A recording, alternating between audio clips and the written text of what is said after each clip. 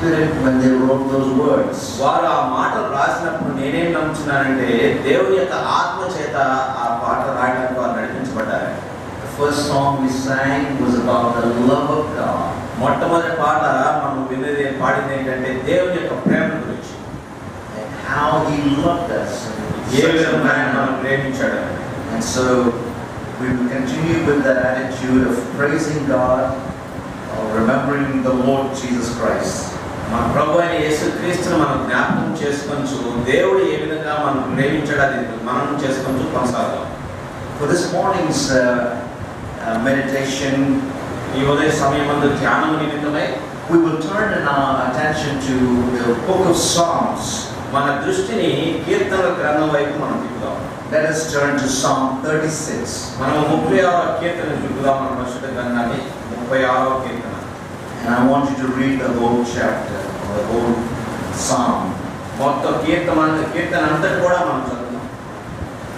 మార్చి మనం చదువుకుందామండి. 36వ కీర్తన 12 వచనాలు ఉన్నాయి. మనం మార్చి చదువుకుందాం.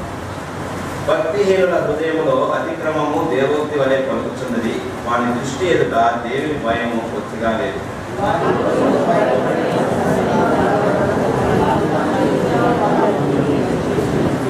వాని నోటి మాటలు పాపమునకు కష్టములకు ఆస్పదములు, బుద్ధి కలిగి ప్రవర్తింపను మేలు చేయను వాడు మానివేసి ఉన్నాడు.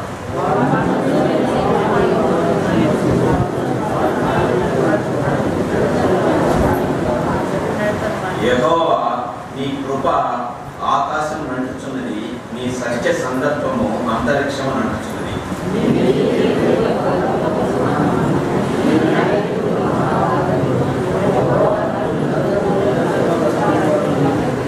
దేవా నీ కృప ఎంతో అమూల్యమైనది, నరులు నీ రెక్కల నీడను ఆశ్రయించుచున్నారు.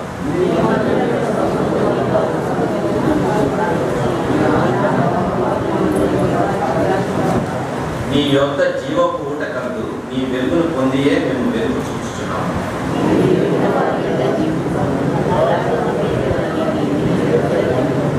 గర్విష్ఠుల పాదమును నా మీదికి రానీయము, భక్తిహీనుల చేతిని నన్ను పారదోలనీయము.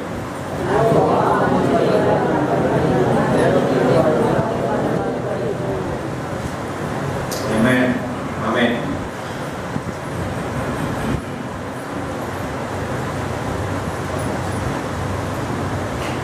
The book of Psalms is full of wonderful statements by men of God who were inspired by the Holy Spirit, and they wrote these words.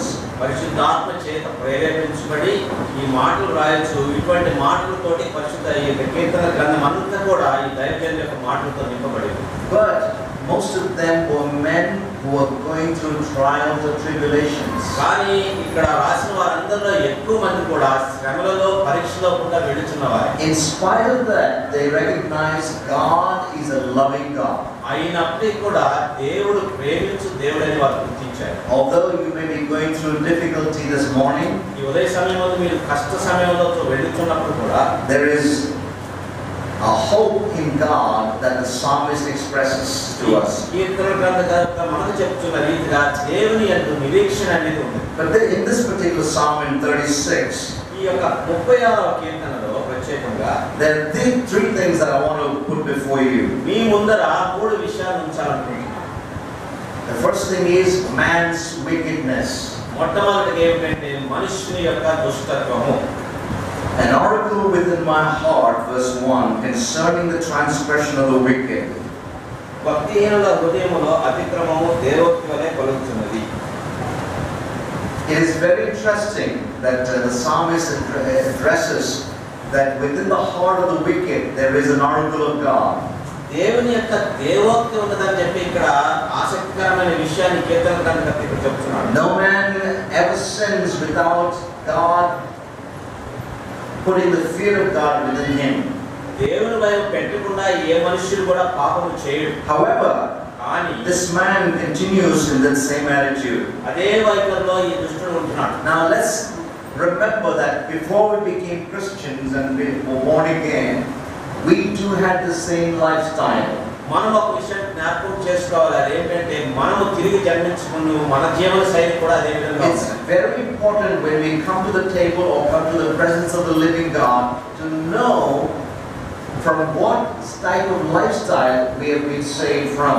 జీవం గల దేవుని సన్నిధానంకు బలయకు మనం వచ్చుతున్నప్పుడు ఒక విషయాన్ని చాలా జ్ఞాపకం ఉంచుకోవాలి. అది ముఖ్యం. అదేంటంటే ఎటువంటి జీవన విధానం నుంచి ఎటువంటి పరిస్థితి నుంచి మనం బయటకు వచ్చామని. Although the man he's talking about is another person who is an unconverted person, మారు మనసు లేని వ్యక్తి ఒక మనిషి గురించి ఇక్కడ కీర్తన గ్రంథం మాట్లాడుతున్నప్పుడు కూడా, and yet we were in that same lifestyle before. మనము కూడా అటువంటి జీవన విధానంలోనే ఇంతకు ముందు ఉన్నామన్న విషయాన్ని జ్ఞాపకం. But is there anyone still continuing in this attitude of life? ఇటువంటి జీవన వైఖరిలో ఇంకా కొనసాగుతున్న వారు ఎవరైనా ఇక్కడ ఉన్నారా?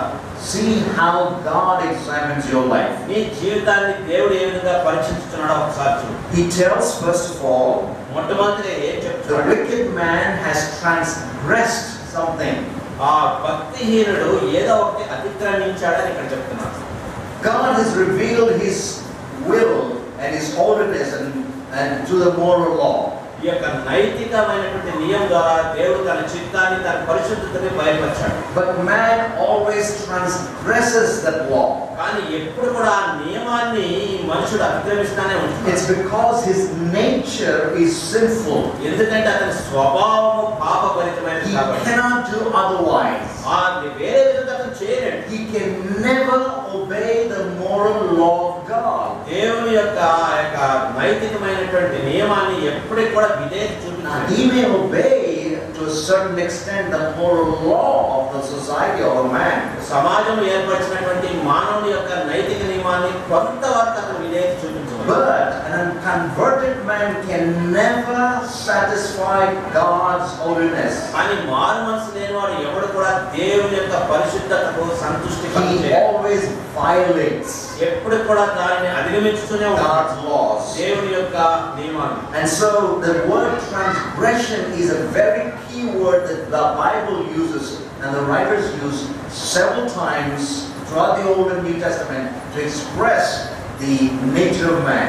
మానవ యొక్క స్వభావం వివరించడం కొరకై పరిశుద్ధ గ్రంథంలో నూతన బంధంలో పాత బంధంలో కూడా ఈ యొక్క మూలమైన మాట ఉంటుంది. అది ఏంటంటే అతిక్రమము అనే మాట. So man is transgressing. కాబట్టి మానవుడు అతిక్రమించుతున్నాడు. In fact, he describes the kind of man who will transgress God's law. ఏ విధంగా దేవుని యొక్క ఆజ్ఞలను అతిక్రమిస్తాడో అటువంటి వ్యక్తి యొక్క రూపాన్ని ఇక్కడ వర్ణిస్తున్నాడు. He's called a wicked man. అతను ఏ విధంగా పిలుస్తున్నాడంటే దుష్టుడు అని పిలుస్తాడు. God never looks at a man and finds him good man or a generous man or a kind man. దేవుడు ఎవరైనా ఒక మనిషిని చూసి అతను మంచివాడని, దయాళుడని, కృపగా కనికరం కలిగిన వాడని ఎప్పుడు అన్నాడు. You probably may wear a certain type of clothing. ఒక రకమైనటువంటి దుస్తులు వేసుకొని ఉండొచ్చు. They may be prescribed by a religion.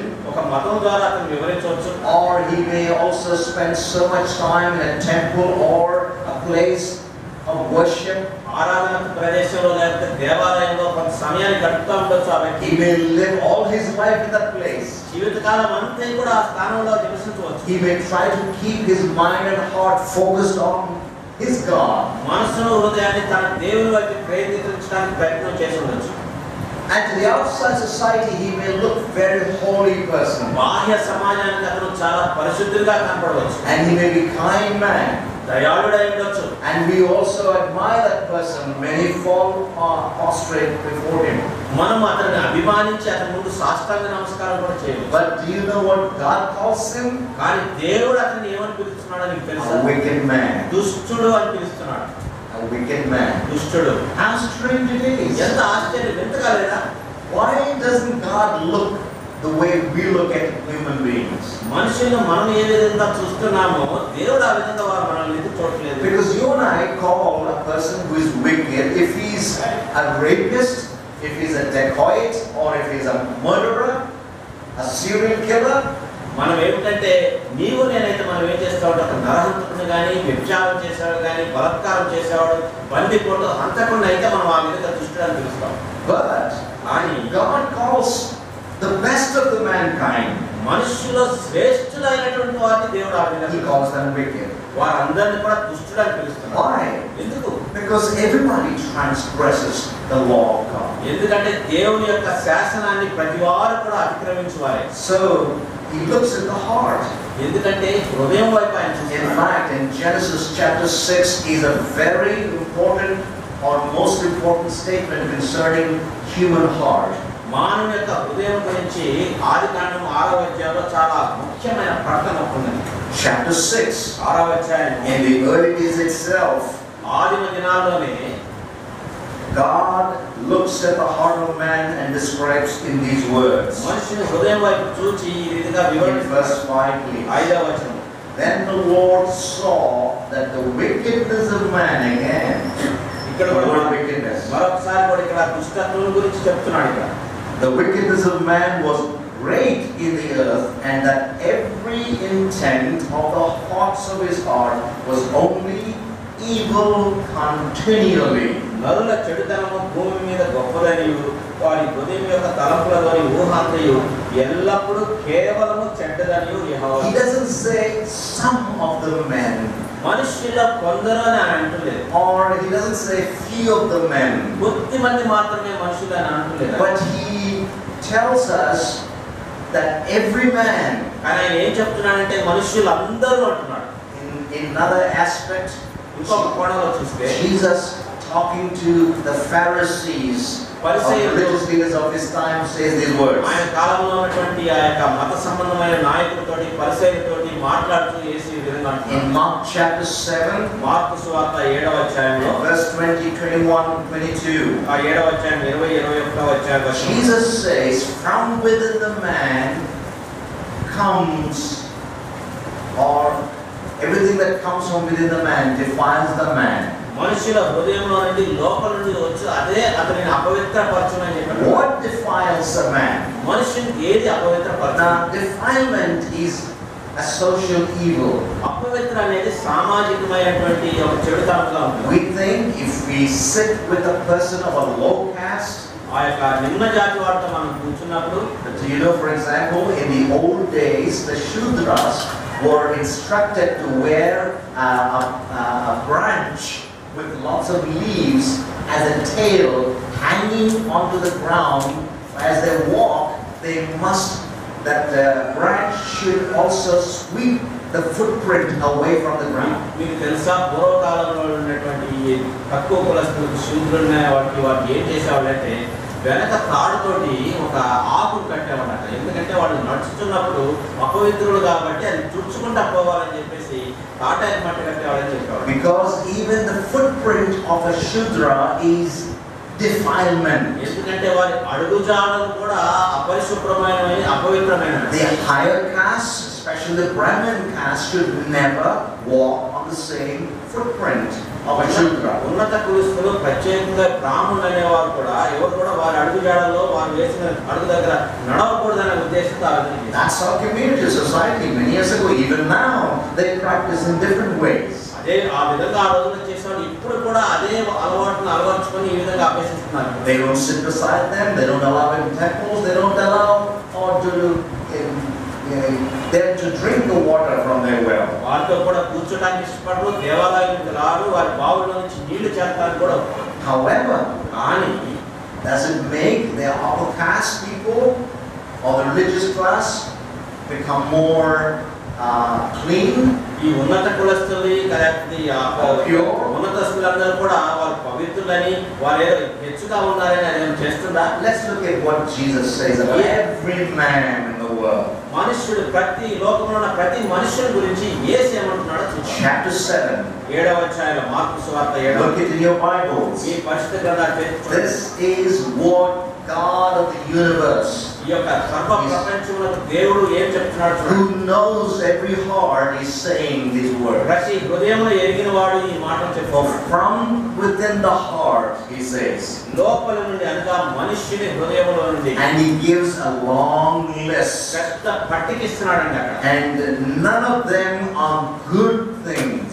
వాటిలో ఉన్నది ఏది కూడా మంచిది కాదు. And he uses expression, he says, all these evil things come from within the heart and defile the man. ఆయన ఏమంటున్నాడు, ఈ చెడ్డవన్నీ కూడా లోపల నుంచి వచ్చి మనుష్యుని అపవిత్రపరచున్నాడు. Let's look at the list for a moment. ఈ పట్టికను ఒక క్షణం చూద్దామండి. We will not examine each word or each evil. ప్రతి చెడుతనం మనం పరీక్షించవద్దు, కానీ మనం చూద్దామని లోపల నుండి అనగా మనుషుల హృదయంలో నుండి దురాలోచనలను, జారత్వములను, దొంగతనములను, నరహత్యలను, వ్యభిచారములను, లోభములను, చెడుతనములను, కృత్రిమమును, కామవికారమును, మత్సరమును, దేవదూషణయు, అహంభావమును, అవివేకమును వచ్చి. All these evil things come from within the man and defile a man. ఈ చెడ్డవన్నీ మనుషుని లోపల నుండి వచ్చి ఆ యొక్క వారిని అపవిత్రపరుస్తాయి. This man, ఈ వ్యక్తి is called a wicked man. ఇటువంటి వ్యక్తిని దుష్టుడని మనం చెప్తాం. Man's wickedness is described by the psalmist here. ఈ కీర్తనల గ్రంథకర్త మనుషుని యొక్క దుష్టత్వమును వివరణిస్తున్నాడు. He gives a few identifying marks for this man. మనుషునికి ఉన్నట్టు కొన్ని దుష్టునికి ఉన్నటువంటి గుర్తింపు లక్షణాలను చెప్తున్నాడు. Like your ID that you carry. నీ గుర్తింపు కార్డు మీద పట్టుకొని వెళ్తావు కదా, అందుకే ఈ విధంగా గుర్తింపు ఉన్నది. Even your body has an ID. ఈ దేహానికి కూడా ఒక గుర్తింపు. For example, your iris. ఉదాహరణకు మీ కను లోపల ఉన్నటువంటి కనుపాపం. No other person has the same distinction or characteristics. వేరే వారికి ఎవరు కూడా ఆ విధంగా ఉండదు. For example, your footprint, thumbprint or fingerprint. లేదంటే నీ చేతి ముద్రలు. Or your DNA. నీ DNA. It's an amazing thing. ఆశ్చర్యకరమైన విషయం. In the same way, అదే విధంగా we have some identifying marks for a wicked man. ఒక దుష్టునికి ఉన్నటువంటి గుర్తింపు లక్షణాలు ఇక్కడ చూద్దాం. Number one, మొట్టమొదటి there is no fear of God before his eyes. అతని దృష్టి ఎదుట దేవుని భయము కొద్దిగా లేదు. Oh, I'm not saying he does not pretend to be fearful of God. దేవుని భయంతో నటిస్తున్నాడని నేను అనట్లేదు. He pretends. నటిస్తాడు. Oh yes. అవును. How many people go to temples or churches or religious places? ఎంతమంది ఆ యొక్క మత సంబంధమైన ప్రదేశాలకి, దేవాలయాలకి, గుళ్ళకి వెళ్తున్నారు? Most of the time, the wicked people or even the evil ones, the worst of the evil ones, normally try to go and appease their gods and ask their gods to help them. అంతకంటే ఎక్కువగా ఎంత చెడ్డవారు ఉంటే వారు ముందుగా వెళ్ళి దేవాలయంలో దేవుడికి ఏదో అర్పించి శాంతికరం చేస్తూ ఉంటారు. But it is a selfish fear. కానీ అదేంటంటే స్వార్థంతో కూడినటువంటి భయం. Of course, he fears his own life. ఎందుకంటే తన జీవితాన్ని గురించి భయం. But this is talk about the fear, true fear, which brings devotion and dedication. నిజమైన భక్తి ఏదైతే సమర్పణ, భక్తి, దైవభక్తి అనేది తీసుకొస్తుందో ఆ నిజమైన భయం గురించి చెప్తారు. This fear brings holiness of God, or acknowledges the holiness of God and admits that he is a sinner. ఆ యొక్క భయం ఏం చేస్తుందంటే పరిశుద్ధుడైన దేవుడు ఉన్నాడని, నేను పాపిని అని చెప్పే పరిస్థితి కలుగుతుంది. For a wicked man, the best way to avoid that is to dismiss that there is God. అసలు దీని అంతటిని తప్పించుకోవాలంటే దుష్టుడు ఏమన్నానంటే అసలు దేవుడే లేడని చెప్తే సరిపోతున్నాడు. So he tries to forget it. కాబట్టి అది మర్చిపోవడానికి ప్రయత్నిస్తాడు. And secondly, రెండవదిగా he flatters himself in his own eyes. తన దృష్టిలో తననే తాను మెచ్చుకుంటా ఉంటాడు. Look at that word. మా మాట చూడండి. ముఖస్తుతి చేయడానికి. There is no fear of God first. దేవుని భయం బుద్ధిగా లేదు. There is no shame. సిగ్గు లేదు. Why he flatters himself, or concerning what areas he is flattering himself? తాను ఏ విధంగా మెచ్చుకుంటాడు, ఏ పరిస్థితిలో ఎటువంటి దేంట్లో మెచ్చుకుంటాడు? When he finds out his iniquity and when he hates. ఆ యొక్క తన పాపమును కనుక్కున్నప్పుడు, తన ఆత్మను కపటమును కనుక్కున్నాడు. When he finds that he is iniquitous, తను దుష్టుడని కనుక్కున్నాడు. and when he knows that he is hating people, తన మనుషుల్ని ద్వేషిస్తున్నానని తెలుసుకున్నప్పుడు then he flatters himself in his own eyes. అప్పుడు తనలోనే తాను ముఖస్తుతి చేసుకుంటాడు.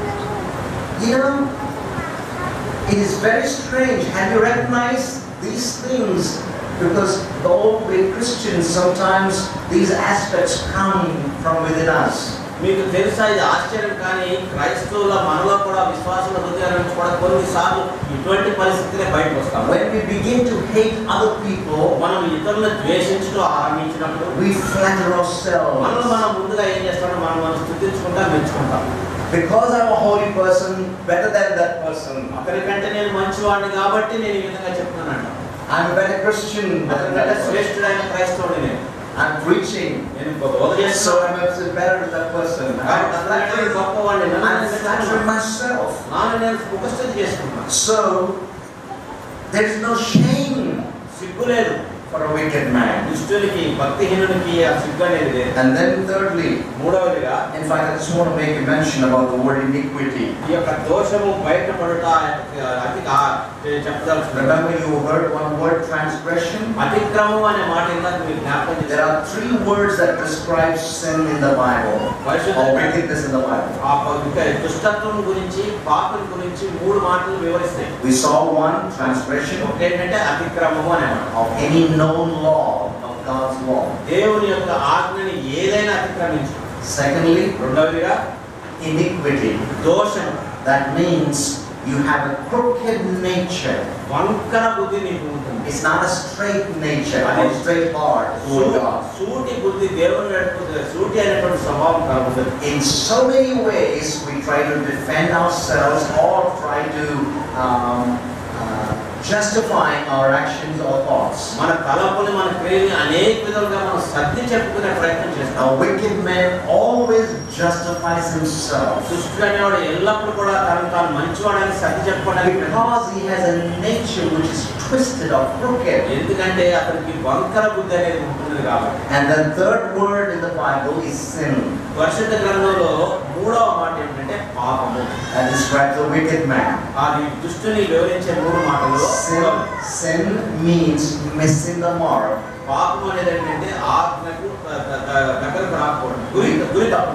Missing the mark. We try to live the holy life that God demands of us, but we miss the mark.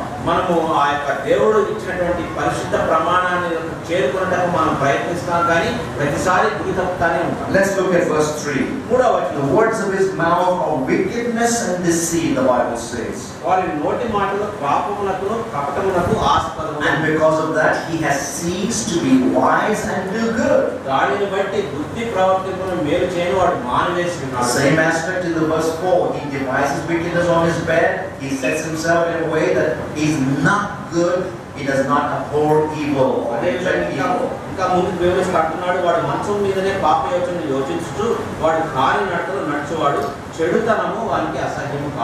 Bible declares 2 times in these 2 verses that there is no good in a wicked man. How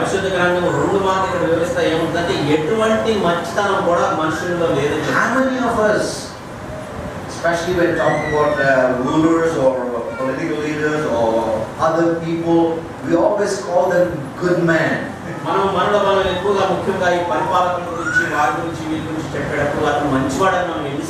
Sometimes because we like that person, or sometimes because they are doling out some good benefits to us. But those people are basically wicked. There is no good that they do really. They are doing the good for the people only for them because of the benefits they get in return.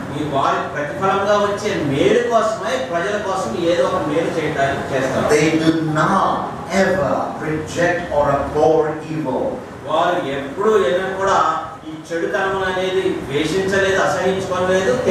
Let us be careful. When we look at mankind, we must look the way the psalmist has looked. Because the psalmist looked from the point of God. He looks at them with the eyes of God. There's no good in them. That's man's wickedness. Verses 5 and 6 talks about God's righteousness. There are some attributes given, but I won't go in detail into this. Verse 5 talks about your mercy, O Lord, is in the heavens. Your faithfulness reaches the clouds. One of the best studies, if you ever study the Bible, మనం పరిశుద్ధ గ్రంథాన్ని చక్కగా శ్రేష్టమైన విధంగా ధ్యానించినట్లయితే most of us just read the Bible for the sake of a blessing that we get out of it. మనలో ఎక్కువ మంది ఏంటంటే మనకి ఏదో ఆశీర్వాదం దీవెన పొందుతాను కానీ ఏదో ఒక విధంగా బైబిల్ చదువుకుంటూ పోతాం. That's a silly way. It's like a little child. అదేంటంటే చిన్నపిల్లలుగా వెర్రితనంతో చేసే పని. Because a child is only concerned about himself or herself, a baby also. ఒక పిల్లవాడు చిన్నవాడు ఏంటంటే తన గురించి తానే పట్టించుకుంటాడు. చిన్న పిల్లవాడు he wants to be fed and loved and given warmth and everything for himself. వెచ్చదనం కావాలి, ఆహారం కావాలి, మనం పట్టుకోవాలి, ఇవన్నీ కూడా తన కోసమే అడుగుతాడు చిన్న పిల్లవాడు. He never has an attitude of anything giving or sharing anything. ఇచ్చేది పంచుకునే వైఖరి అనేది చిన్న పిల్లవాళ్ళు ఆ చిన్నతనంలో ఉండనే ఉంటుంది. Don't do that. That's a little infant stage of Christianity. క్రైస్తవత్వంలో ఆ యొక్క శిశువులుగా ఉండటం అంటే అదే. Let's grow up. మనం ఎదుగుదాం And start to learn about our God. మన దేవుని గురించి తెలుసుకోవడానికి నేర్చుకోవడానికి ప్రయత్నం. And one of the best studies you can ever make is study the attributes of God. దాని గురించి మీరు చక్కగా చేసుకోవాలంటే మొట్టమొదటిగా గ్రంథాలు తెలుసుకోవాలంటే దేవుని యొక్క లక్షణాన్ని. Who is our God? మన దేవుడు అసలు ఎవరు? What type of God do we have? ఎటువంటి దేవుడు మనకున్నాడు? What are his characteristics? ఆయన లక్షణాలు గుణగణాలు ఏంటి? His intrinsic, that which is within himself. అంతరంగికంగా దేవునిలో ఉన్నటువంటి లక్షణాలు. When the Bible or the psalmist says, "Your mercy, O Lord, is in the heavens," అక్కడ పరిశుద్ధ గ్రంథకర్త నీ కృప ఆకాశం అనుచున్నది. he's talking about the nature of God. దేవుని యొక్క స్వభావం గురించి మాట్లాడారు. That God is a merciful God. దేవుడు కనికరం గల దేవుడు, కృప కలిగిన దేవుడు అని చెప్తున్నాడు మొట్టమొదట. I want you to study on the word mercy. ఈ కృప కనికరం అనే మాటను మీరు చదవాలని చెప్తున్నాను. Not in the context of definition found in the dictionary, ఈ యొక్క డిక్షనరీలో ఉన్నటువంటి నిర్వచనం బట్టి కాదు కానీ but in the context of God. దేవుని సందర్భంలో ఆయన ఏ విధంగా కృప చూపాడని చదవాలి. What type of mercy? ఎటువంటి కనికరం ఆయన చూపిస్తున్నాడు మనకి. What type of mercy did the psalmist enjoy and declares? కీర్తనగా ఆనందించుతూ ఏ రీతిగా ఏ కృపను గురించి పాట పాడుతాడు. When you begin to worship him, most of us use the phrases we have learned as by rote. Other people have prayed the same phrases. మనం ఆరాధించున్నప్పుడు మనం ఏం చేస్తారంటే మనం నేర్చుకున్నటువంటి కొన్ని పదాలు చిలక పదాలలాగా వాటిని ఎప్పుడు మనం వాటితోటి ఆరాధిస్తాం. So we say, Lord, you are a merciful God. ప్రభువా నీవు కనికరం గల దేవుడు అని చెప్తాము. But wait a minute. కానీ ఒక క్షణం ఆగండి. Have you ever thought about the word mercy? ఈ కృప గురించి ఎప్పుడైనా అసలు ఆలోచించారా? What did he mean by that అసలు word? కృప అంటే అర్థం ఏంటి? The psalmist knew what he meant. ఈ కీర్తనకు తెలుసు దాని కృప అంటే. Example, in the Bible, in the Old Testament, the word mercy is a very important word. In the New Testament, the word grace is important. ఆ యొక్క ఈ పాత నిబంధనలో కనికరం అనే మాటకి చాలా ప్రాముఖ్యత ఉన్నది. ఏ విధంగా అయితే కృప అనే మాటకి కొత్త నిబంధనలో ఉంది. They are similar in one aspect, but different in ఒక విధంగా రెండు మాటలు ఉంటాయి కానీ వేరే విధంగా చూస్తే రెండు వేరు వేరు. In the Old Testament, whenever the word mercy is found, it's about forgiveness of sins. ఈ యొక్క పాత నిబంధనలో కనుక ఈ కనికరం మాట వచ్చినప్పుడు సందర్భం ఏంటంటే పాప క్షమాపణ గురించి అక్కడ చెప్తారు. You see, it makes a lot of difference now. ఇప్పుడు చాలా వ్యత్యాసం వచ్చేస్తుంది. Because for you and I, నీకు నాకు mercy is something that a person gives when you are lacking something, he gives. మనకి ఏదైనా కొరత ఉన్నప్పుడు ఈ కృప అనేది ఏంటంటే నీకు కనికరం ఎప్పుడు ఇస్తారంటే నీ దగ్గర లేనప్పుడు నేను ఇస్తుంటే అది కనికరం. But it is true in one sense. ఒక విధంగా అది నిజమే. However, కానీ it is the most important phrase in the Bible concerning man and God. ఈ కనికరం అన్నమాట దేవునికి మనిషి మధ్య ఉన్న సంబంధంలో అది చాలా ముఖ్యమైన పదం. If God was not merciful, దేవుడు కనికరం లేనివాడైతే he would have destroyed the nation of Israel or the people of the earth. ఇశ్రాయేలు దేశమును ఈ భూలోక ప్రజలందరినీ కూడా ఎప్పుడో నాశనం చేసిండేవాడు. You know, the most important part of the temple in the Old Testament is the Ark of Covenant. ఈ యొక్క మనకి దేవాలయం ఇశ్రాయేలు దేవాలయంలో యెరూషలేము దేవాలయంలో ముఖ్యమైనది ఏంటంటే నిబంధన మందసము. There are many utensils in the temple. ఆ నిబంధన మందసంలో అనేకమైనటువంటి పాత్రలు ఉండేవి In the temple. ఆ దేవాలయం. But most important is the Ark of the Covenant. కానీ అన్నిటికంటే ముఖ్యమైన వస్తువు ఏంటంటే నిబంధన మందసం. And it's hidden from people. మనుషుల నుంచి అది దాచిపెట్టబడి. Once a year the high priest goes inside. ప్రధాన యాజకుడు సంవత్సరంలో ఒక్కసారి మాత్రమే లోపలికి ప్రవేశించాడు. And the Ark of the Covenant has a certain features or things. నిబంధన మందసంలో కొన్ని వస్తువులు ఉండేవి. But very most important aspect is the mercy seat. అన్నిటికంటే ముఖ్యమైనది అక్కడ ఏంటంటే కరుణాపీఠం.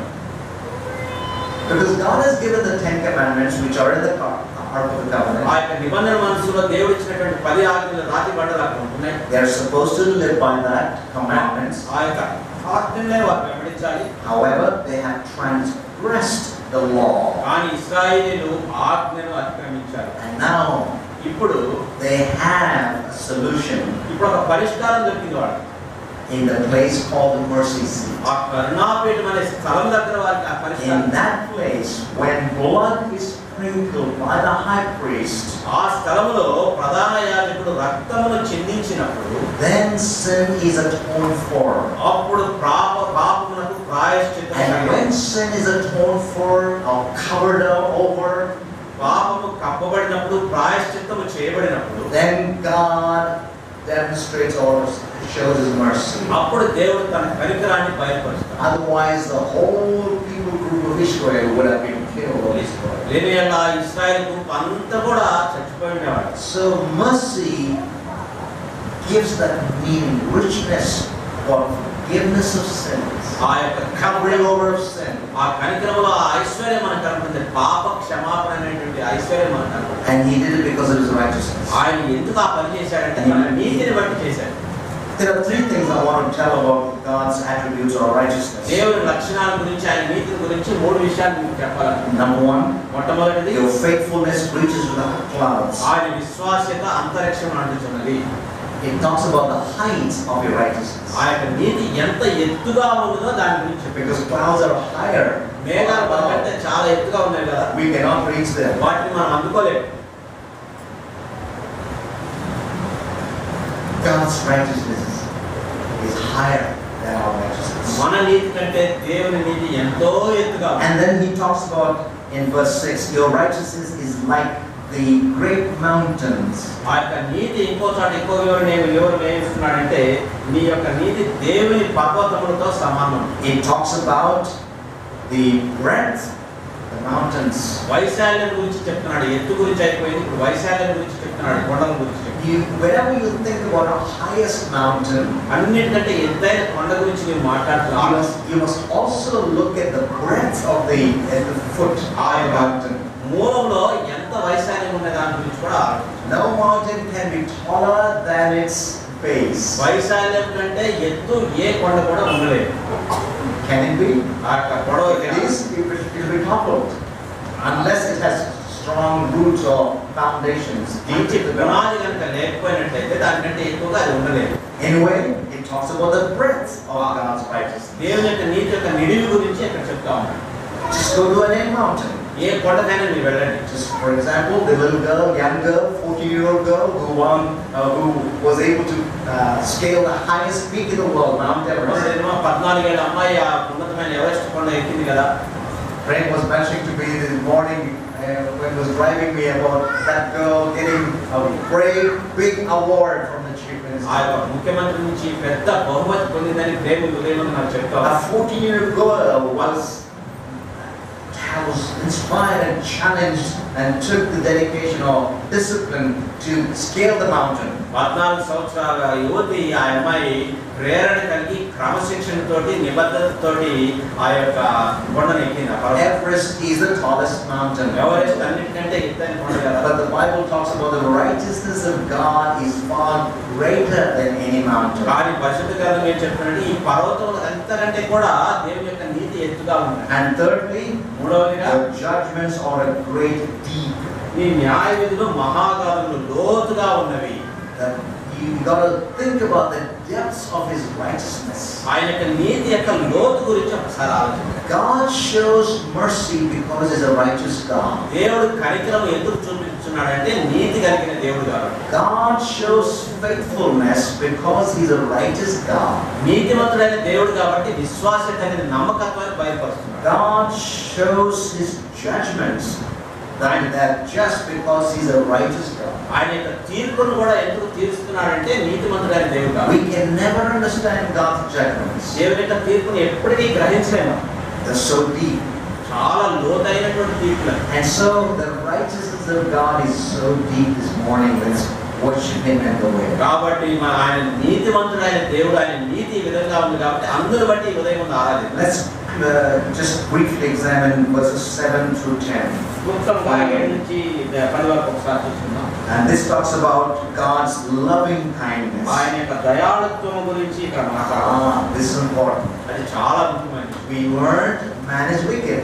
మనుషుడు దుష్టుడని మనం నేర్చుకున్నాం. We learned God is righteous. దేవుడు నీతిమంతుడని మనం నేర్చుకున్నాం. A wicked man can never satisfy a righteous God. దుష్టుడైనటువంటి మనుషుడు నీతిమంతుడైన దేవునికి ఎప్పుడు సంతృప్తి కలుగుతుంది. How can they get together? వారిద్దరు ఎట్లా కలగలరు? There's a tension. ఇప్పుడు చాలా మధ్యలో చాలా ఇదిగా ఉంటుంది. There's a void or gap. చాలా అగాధం ఉన్నది వారిద్దరి మధ్య. But they have to. కానీ కలవాల్సిందే. How can they do it? ఏ విధంగా చేయగలరు? Here's something. ఇక్కడ ఇంకొక విషయం ఉంది చూడండి. How precious is your loving kindness, O God. నీ కృప ఎంత అమూల్యమైనది దేవా. Therefore the children of men put their trust under the shadow of your wings. కాబట్టి నరులు నీ రెక్కల నీడన ఆశ్రయించుచున్నారు. You know, God is a God of loving kindness. దేవుడు దయాళుత్వం, ప్రేమను చూపించే దేవుడు. No wonder the psalmist said, David says, thy loving kindness is better than life in Psalm 63. అందుకోసమే 63వ కీర్తనలో దావీదు ఏమంటున్నాడంటే నీ దయాళుత్వము ఆ యొక్క జీవం కంటే మేలైన శ్రేష్టమైనది. Thy loving kindness is better than life itself. జీవం కంటే కూడా అది చాలా శ్రేష్టమైనది నీ యొక్క దయాళుత్వం అంటున్నాడు. Oh, most of us love life. మనందరికీ కూడా మన జీవితం అంటే ప్రేమ. And we should. మనం నిజంగా చేయాల్సిందే. But కానీ is there anything greater than or better than life? ఈ కృప దేవుని కంటే ఉత్తమమైనది ఏదైనా ఉన్నదా? That is the loving kindness of God. ఆ యొక్క దేవుని యొక్క కృప, ఆ యొక్క దయాళుత్వం. You know, that loving kindness is a wonderful అది చాలా answer to us. అది మనకు అద్భుతమైన జవాబు ఇస్తుంది.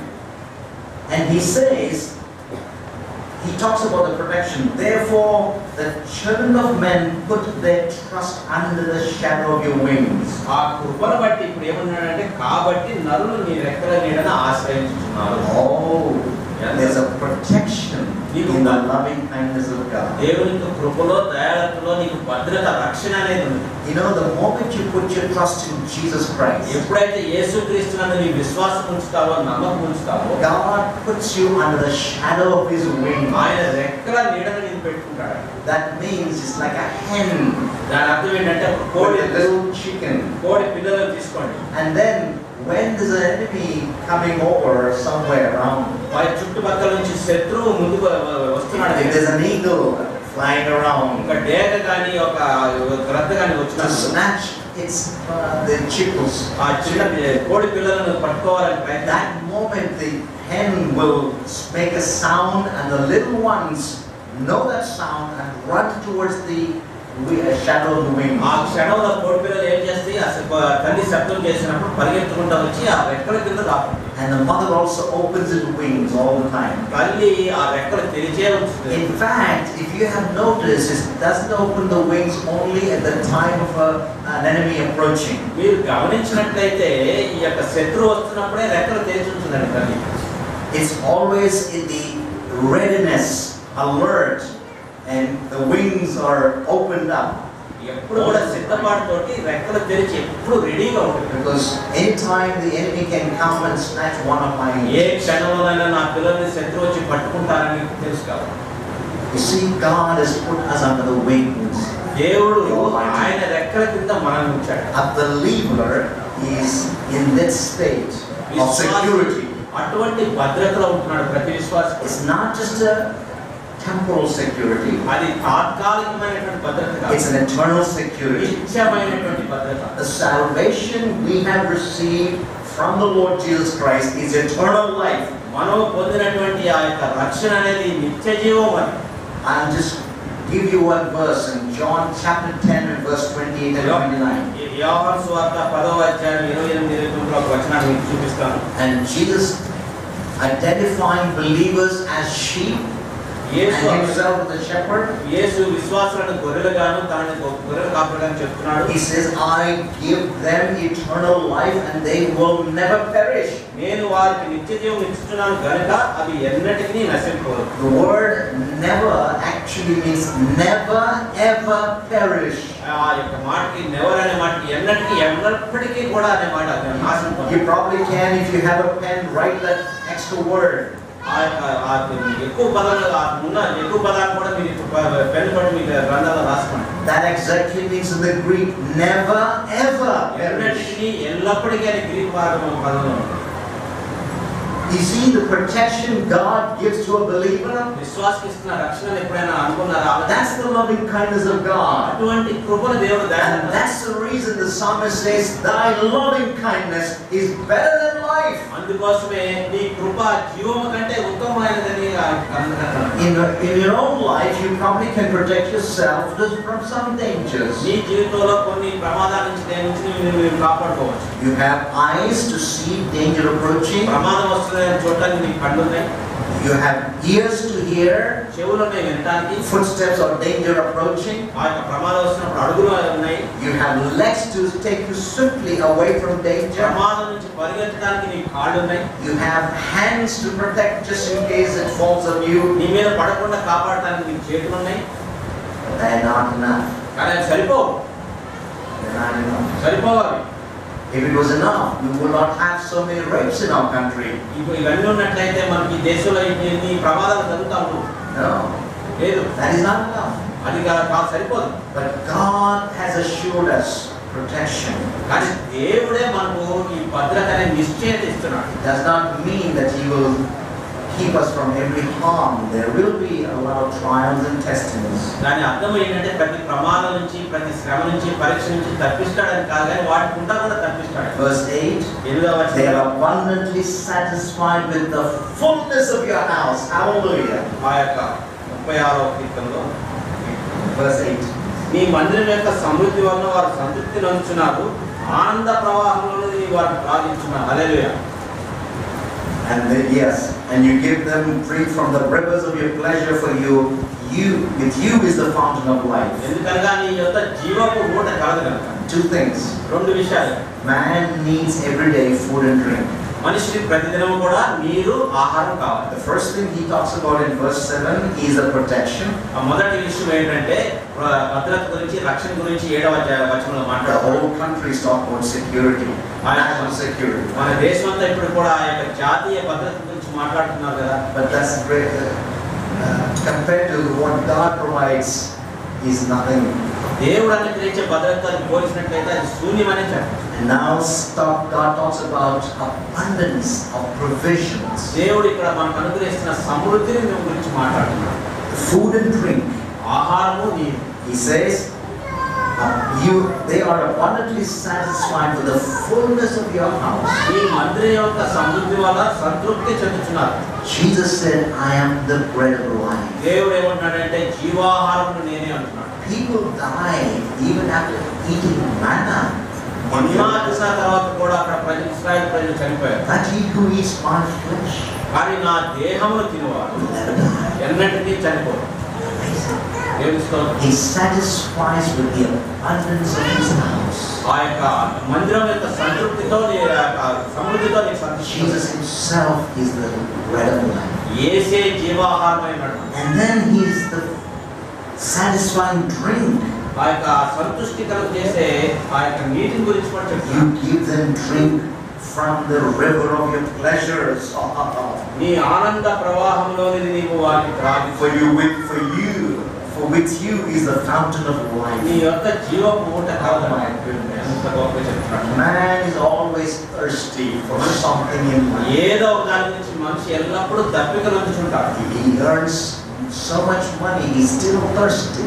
ఎంత సంపాదించుకున్నప్పటికీ కూడా ఈ దప్పిక తీయదు. No pleasure on earth can satisfy man deeply. లోతుగా ఈ లోపల కలిగే ఏ సౌఖ్యం కూడా మనిషికి సంతృప్తి కలుగుతుంది. And that is why Moses left the pleasures of Egypt. అందుకోసమే మోషే ఐగుప్తు యొక్క ఐహిక సుఖాలన్నింటినీ విడిచిపెట్టి, They would not satisfy him. ఎందుకంటే అతనికి సంతృప్తి కలుగజేయలేదు. Christ alone satisfies. క్రీస్తు మాత్రమే నీకు సంతృప్తి కలుగుతుంది. He's the fountain of life. ఆయన జీవ పోటుగా ఉంటున్నాడు. That Samaritan woman found that living ఆ water. సమరయ స్త్రీ ఆ జీవపు నీటిని కనుగొంది. You know something? The Bible promises that living waters flow from you, from the belly of your believer. ఆ యొక్క నీలో నుంచి జీవపు ఊటలు వెలువడుతున్నాయి అని చెప్పేసి పరిశుద్ధ గ్రంథంలో మన గురించి వాగ్దానం ఉందని తెలుసా? The pleasures of God are so far superior than any pleasure of the earth. ఈ లోకపు సౌఖ్యాలు అన్నిటికంటే కూడా దేవుడు అనుగ్రహించే సౌఖ్యము చాలా గొప్పది. They're all lasting pleasures. అవన్నీ కూడా Eternal pleasures. నిత్యముగా ఉండే సౌఖ్యాలు. That's why he says in Psalm 16 verse 11. అందుకోసమే కీర్తన గ్రంథం 16:11 ఏమంటున్నాడంటే, In thy presence there's fullness of joy, he says. నీ సన్నిధిని సంపూర్ణ సంతోషం కాదు, And in thy right hand there are pleasures నీ forevermore. కుడి చేతిలో నిత్యము సుఖములు కలవండి. This is the kind of God. అటువంటి దేవుడు నీకున్నాడు. This is the kind of drink he gives. అటువంటి నీటిని ఊటను నీకు Have you found this loving kindness of God? దేవుని యొక్క కృపను నీవు కనుగొన్నావా? If you're a wicked man, నీవు దుష్టుని అయినట్లయితే all are wicked. అందరూ కూడా దుష్టులే. But కానీ God is also holy and righteous. కానీ దేవుడు నీతిమంతుడు, పరిశుద్ధుడైన దేవుడు. He will judge because of your wickedness. నీ యొక్క దుష్టత్వానికి తీర్పు తీరుస్తాడు. Now there's an opportunity. కానీ ఇప్పుడు ఒక అవకాశం ఉంది. Come embrace the loving kindness of God. దేవుని యొక్క కృపను, ఆయన యొక్క దయాళుత్వమును రుచి చూడండి. Because of his mercy, he'll forgive your sin. ఆయన కృపను బట్టి నీ పాపమును క్షమిస్తున్నాడు. He'll protect you. నిన్ను కాపాడుతాడు. He'll provide for you. నీకు సమృద్ధిని కలుగజేస్తాడు. He'll give you pleasures. అతను నీకు నిత్య సుఖాలు ఇస్తున్నాడు. Godly pleasures. దేవుని యొక్క సుఖాలు. And then he ends in verse 10. ఆ 10వ వచనంలో ముగిస్తున్నాడు. Oh, continue loving kindness to those who know you, and your righteousness to the upright in heart. నిన్ను ఎరిగిన వారు ఎలా నీ కృపను, యథార్థతతో ఎలా నీ నీతిని ఎడతెగక నిలుపుమాడు. Of this prayer, but psalmist is ఆ యొక్క praying. ప్రార్థన చేస్తున్నాడు ఈ కీర్తన గ్రంథకర్త. Oh, please continue. ఎప్పటికి కూడా సమాధానం కొనసాగును గాక.